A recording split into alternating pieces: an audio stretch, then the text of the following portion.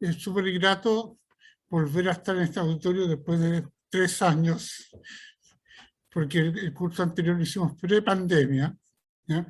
Y han pasado 3 años. Ojalá estemos en un periodo post-pandemia. Me ha correspondido dar como un enfoque general acerca más bien de qué es epilepsia, qué es una crisis epiléptica y algunas cifras globales, ¿ya? Todo lo que es diagnóstico, ¿ya? Y sobre todo diagnóstico de trastornos paroxísticos no epilépticos lo va a desarrollar la doctora Ana Flandes después, ¿ya? ¿Usted? Quiero aplicar la pantalla. Vamos. Va a estar en modo presentación.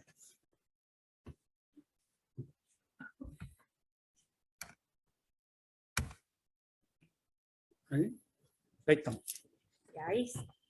Bueno, la magnitud del problema. La epilepsia afecta a 50 millones de personas en el mundo y en general cuando hablan de 50 millones probablemente si uno calcula unos 4 integrantes por familia se multiplica por 4 esta cifra fácilmente, ¿ya?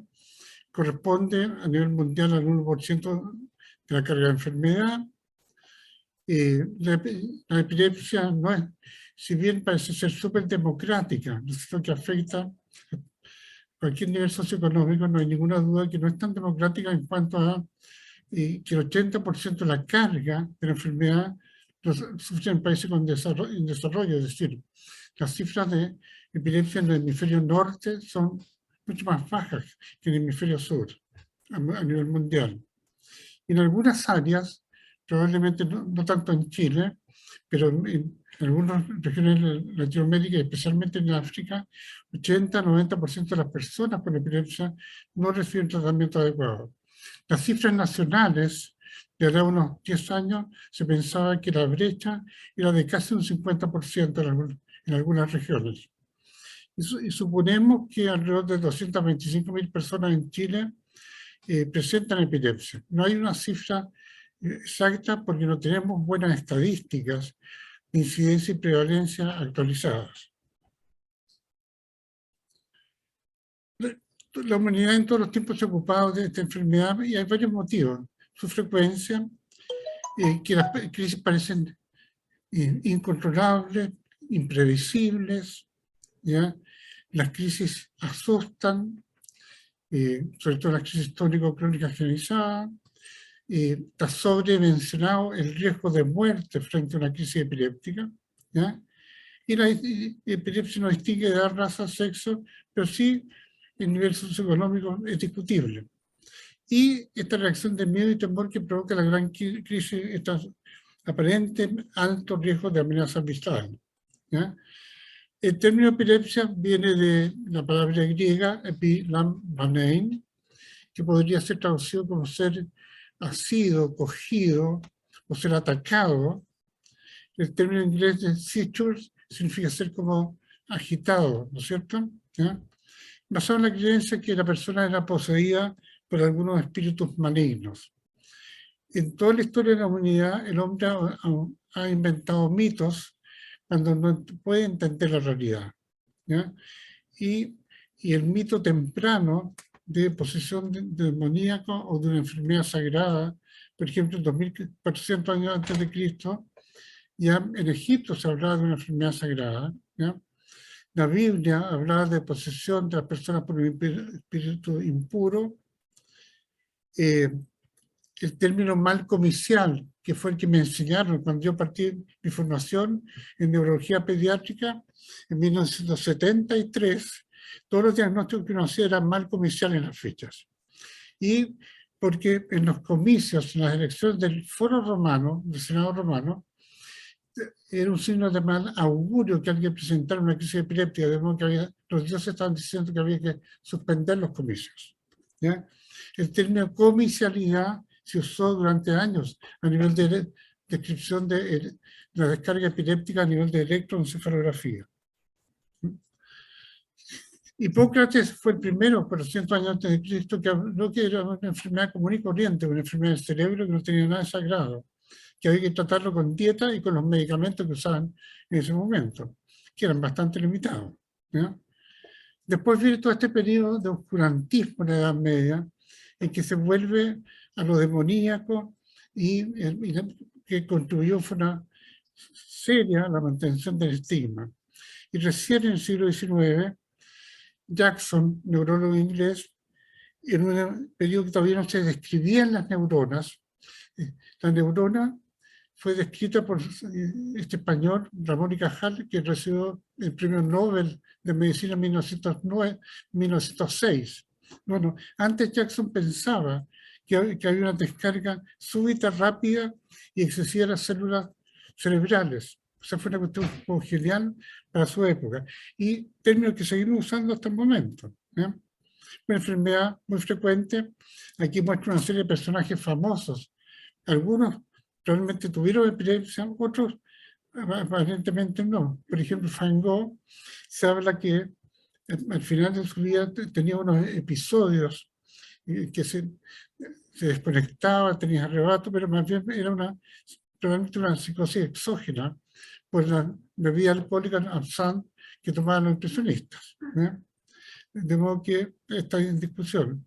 Pero, por ejemplo, Alfred Nobel tuvo una epilepsia, ¿ya? Händel tuvo epilepsia, y algunos tuvieron epilepsia al final de sus vidas. ¿Ya? Sócrates también, ¿no? Como personaje famoso. Y la epilepsia es mucho más que un trastorno clínico, ¿ya? Porque lamentablemente constituye un rótulo social altamente relevante. Porque la persona que presenta esta enfermedad tiene limitación importante por actitudes del medio ambiente, prejuicios, temores y falta de comprensión.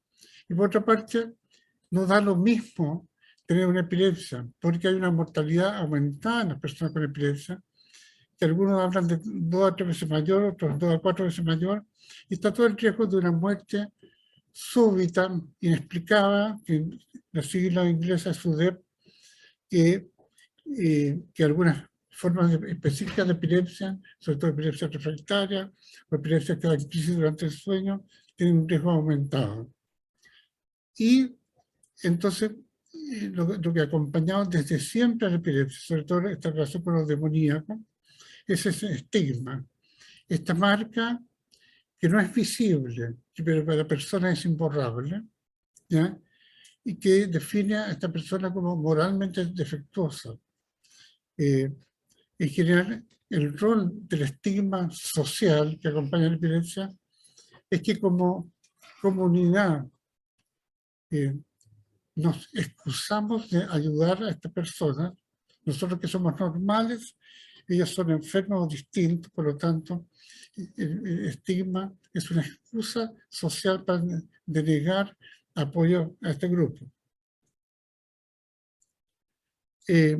Esta neuróloga hindú de apellido Kanner no es muy optimista. En 1997, en un artículo con respecto a estigma y epilepsia, publica esta frase textual: la historia de la epilepsia puede ser resumida como 4.000 años de ignorancia, superstición y estigma, seguidos de 100 años de conocimiento, superstición y estigma. O sea, el conocimiento científico no ha logrado erradicar el estigma.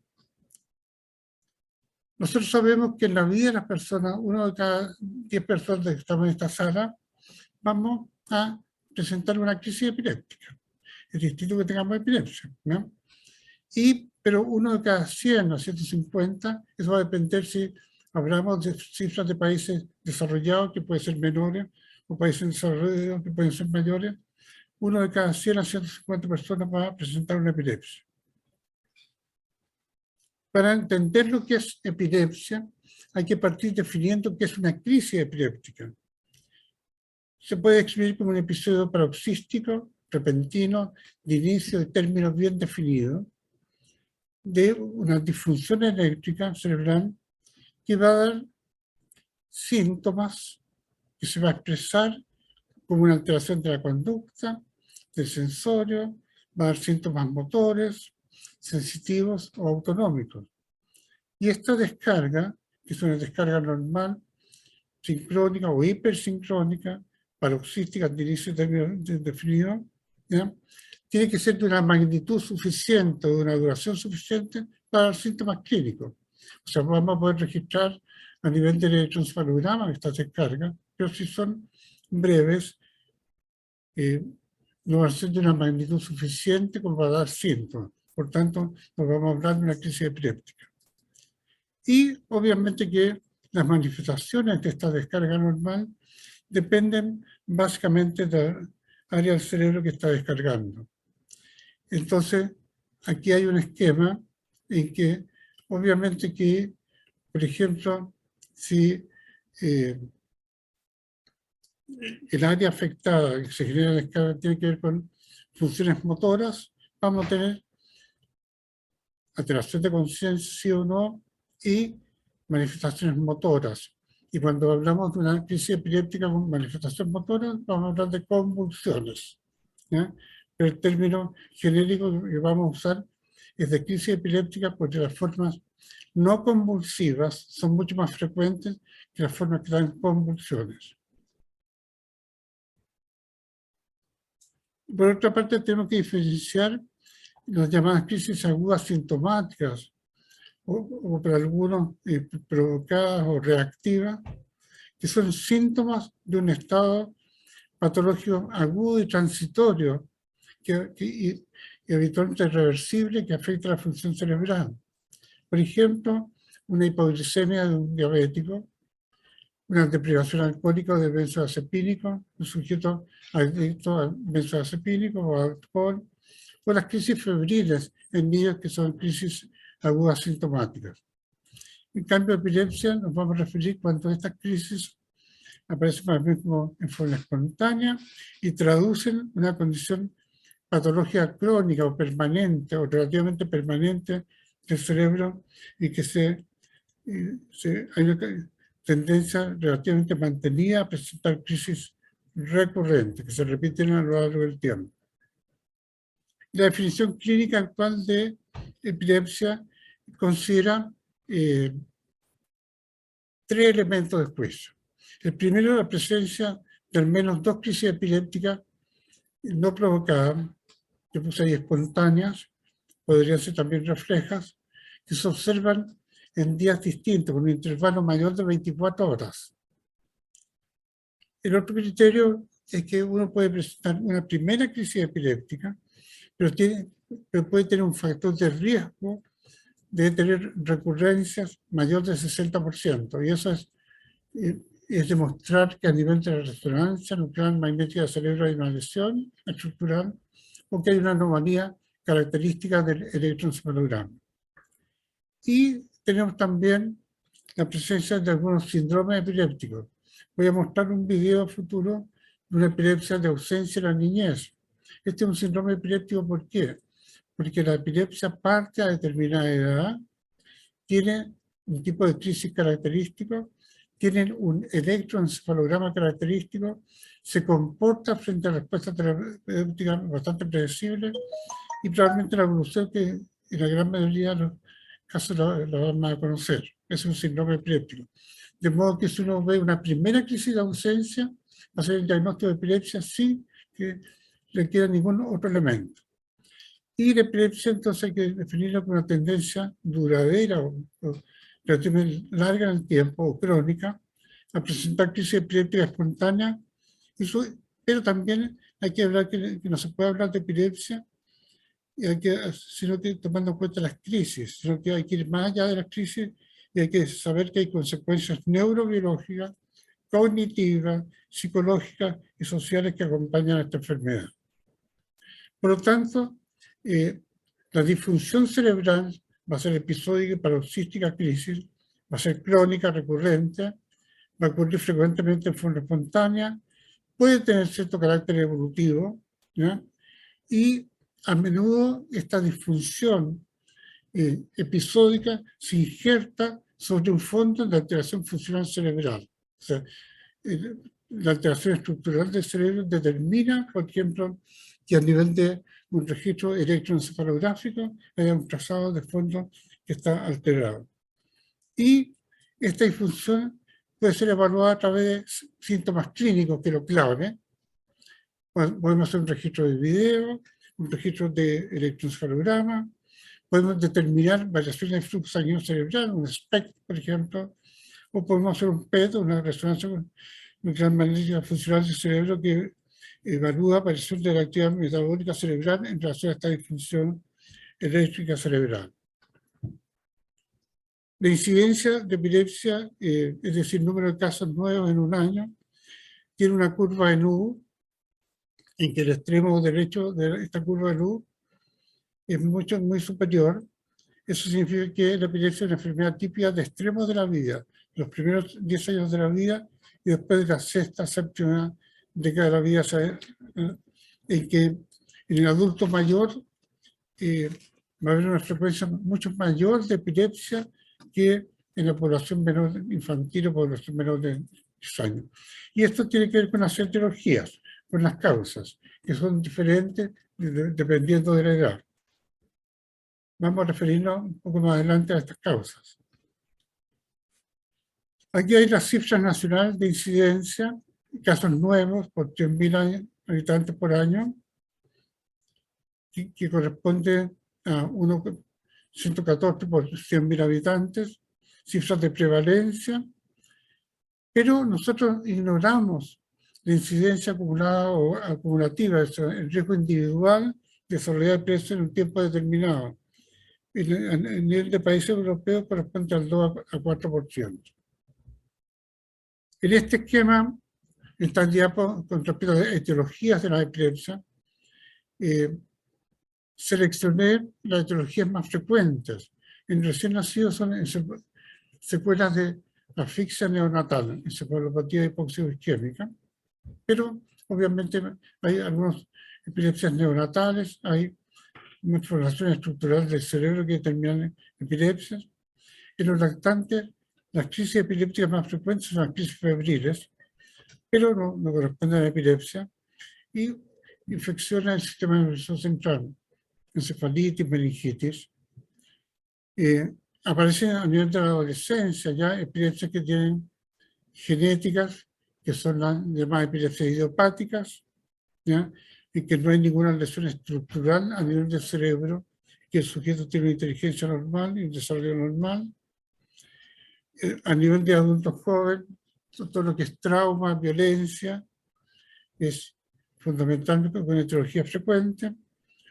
Aparecen después los tumores cerebrales, y a nivel del adulto mayor, fundamentalmente accidentes cerebrovasculares, demencia, Alzheimer. Y en el gráfico de torta que está al lado derecho, hace 15 años atrás, este 70% de mucosidad genética habría sido de causa desconocida o no precisada, ¿ya? No hay ninguna duda que el gran avance en epilepsia ha sido la genética de la epilepsia, ¿ya? Y han aparecido en las últimas décadas probablemente causas que antes no conocíamos, epilepsias autoinmunes o inmunes.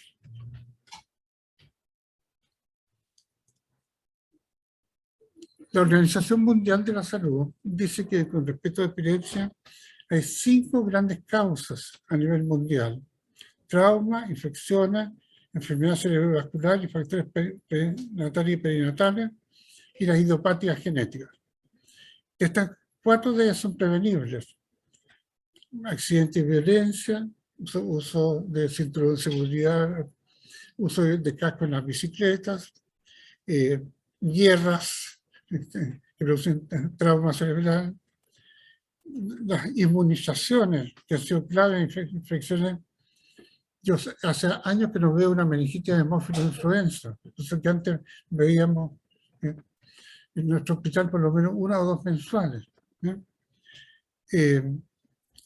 Enfermedades cerebrovasculares, estilos de vida saludables, manejo de trastornos metabólicos, hipertensión arterial, diabetes, ¿ya? Y todo lo que es atención profesional del parto, que aquí en Chile que casi es más del 90 y tantos %. Los partos que se atienden con comisaría son muy bajos cada vez más, ¿ya? Pero en otros países de América esto es una cuestión súper importante. Cuando clasificamos la epilepsia, si bien este no es el esquema, Una pregunta, hay dos ejes de clasificación. Si la crisis es focal, se requiere una área determinada del cerebro al inicio, o parece de ser de inicio generalizado, de que uno no ve que hay un componente focal inicial. Y las crisis focales se pueden dar con o sin alteración de conciencia, con o sin signos motores. En cambio, las crisis generalizadas siempre se inician con alteración de conciencia. Y de acuerdo al componente, hablamos de crisis tónico, cuando hay un fenómeno de contractura muscular mantenida, hablamos de crisis clónicas cuando hay sacudidas musculares rítmicas, hablamos de crisis tónico-clónicas cuando parte de esta rigidez, después hay cronías, hablamos de miocronías cuando hay como especie como sobresaltos, ¿ya? Que son asincrónicos, ¿ya? Hablamos de crisis atónicas cuando hay pérdida brusca del tono postural, y la crisis de ausencia como un episodio breve de desconexión, asociado a veces a algunos síntomas motores mínimos. Entonces, la crisis focal, el inicio parte de una determinada área del cerebro. Voy a describir, van a ver este video.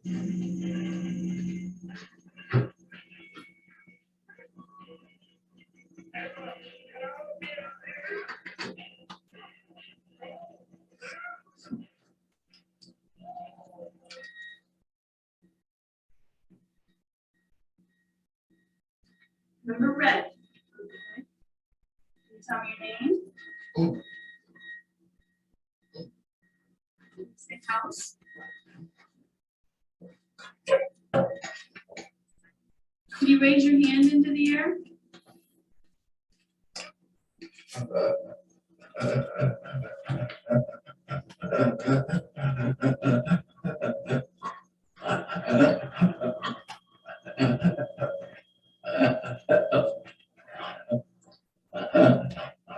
Mike, I want you to remember the color green.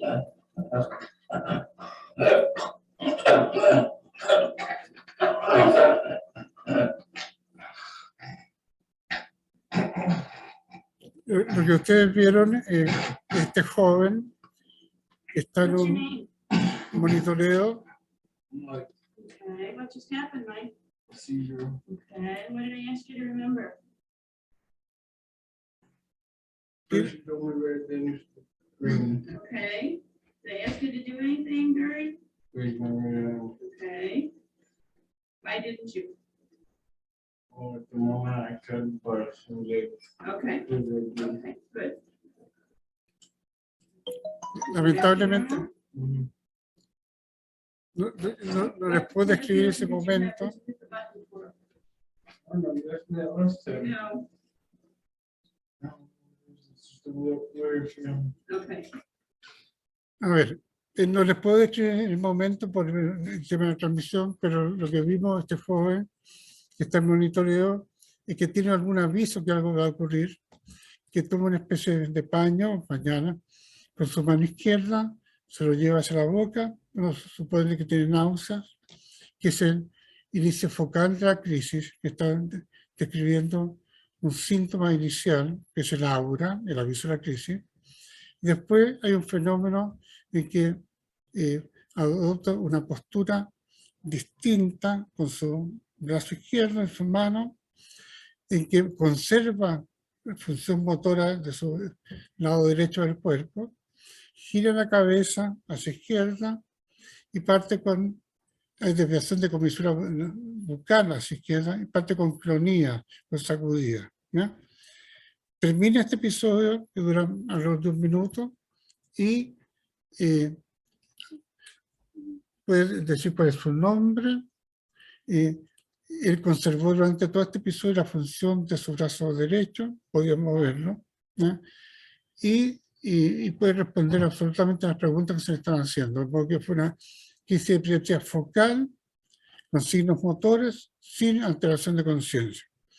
Ahora voy a describir en el video siguiente una joven que está en video monitoreo, que tiene una crisis tónica, más bien asimétrica, en que va a elevar en forma asimétrica los dos brazos durante la crisis, y quiero que observen al final de la crisis un movimiento como de saboreo y que va a tener algunos automatismos, algunos movimientos con una mano.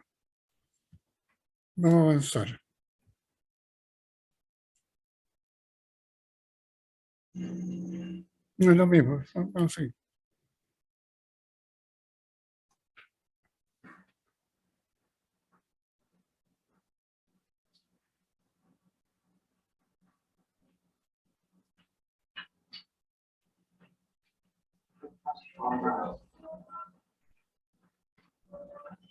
You okay? ¿Lo vieron, no es cierto?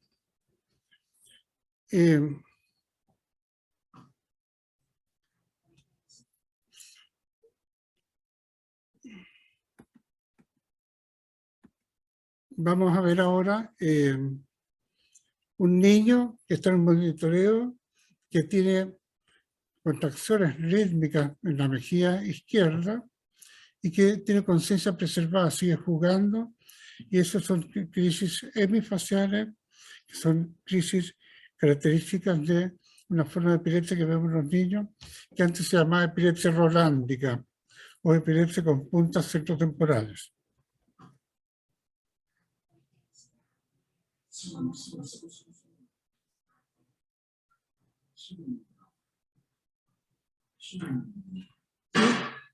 Entonces el niño mantiene su conciencia, sigue jugando, pero tiene esta descarga mantenida.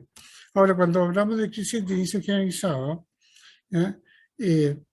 La crisis, aparentemente uno no sabe el origen muy bien, pero hay compromisos simultáneos de los dos hemisferios cerebrales, ¿ya? Y voy a mostrar en el video siguiente una epilepsia de ausencia en la niñez. Van a ver una niñita que está soplando un remolino, está hiperventilando. La hiperventilación produce una alcalosis respiratoria que activa el electroencefalograma. En la pantalla van a ver este video, a mano izquierda hasta el registro, de derecha hasta el registro del electroencefalograma. Ustedes van a ver cómo se altera el registro del electroencefalograma y aparece la crisis.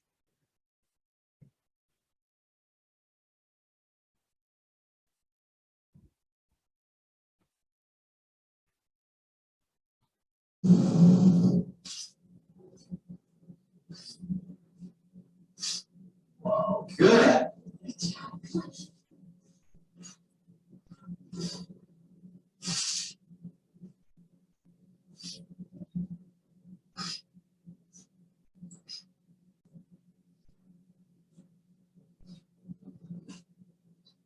Puppy. Puppy.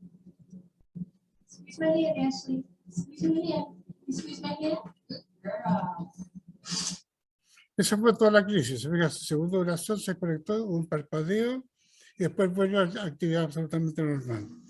Y estos sin tratamiento puede verse cuántas veces en el día, 200, 300, 400 veces al día. Y el médico en el examen clínico se hace hiperventilar esta niñita, va a ver este episodio y va a hacer el diagnóstico y fácilmente. Ahora vamos a describir una crisis que parte con un componente mioclónico, antes que observar a esta mujer joven sacudida como sobresalto a nivel de extremidades superiores, después va a haber una fase tónica, después una crónica generalizada.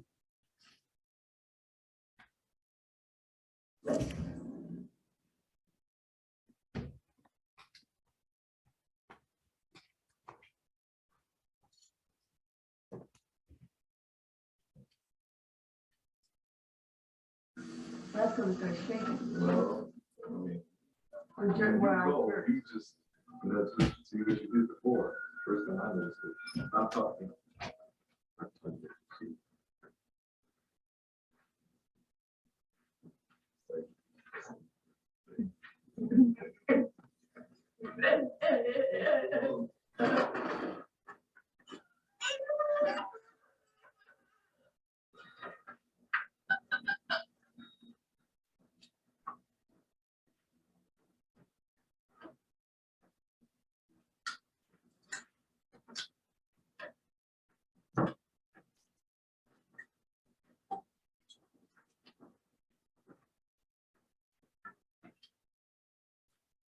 ustedes ven que ahí, esta es la gran crisis, ¿no es cierto?, la que asusta a todo el mundo, ¿ya? Crisis que antes se definía como gran mal, ¿ya? Y que hay esta expulsión forzada de aires a través de la glotis estrecha, eso explica este grito, ¿ya? Y las clonías van disminuyendo gradualmente en frecuencia por el mecanismo antirreclutante que tiene el cerebro, ¿ya?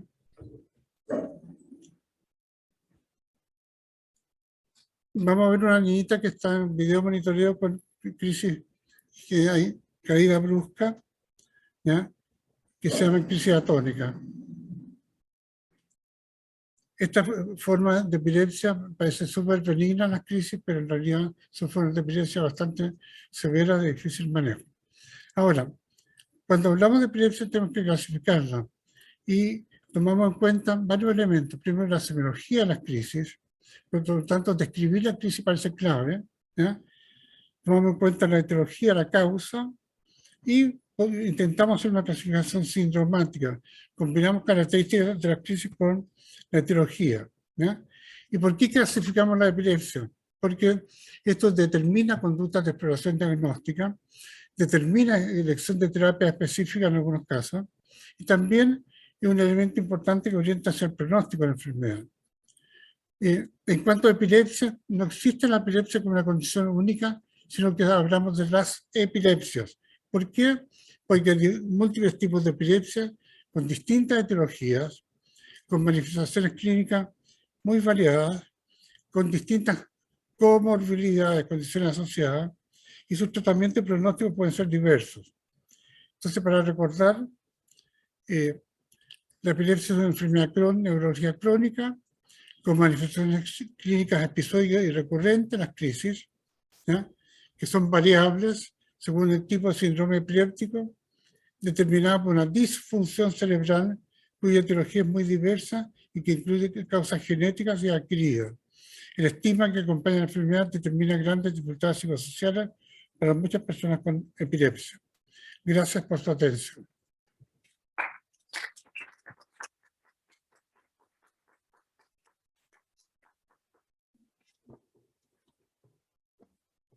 Muchas gracias, doctor.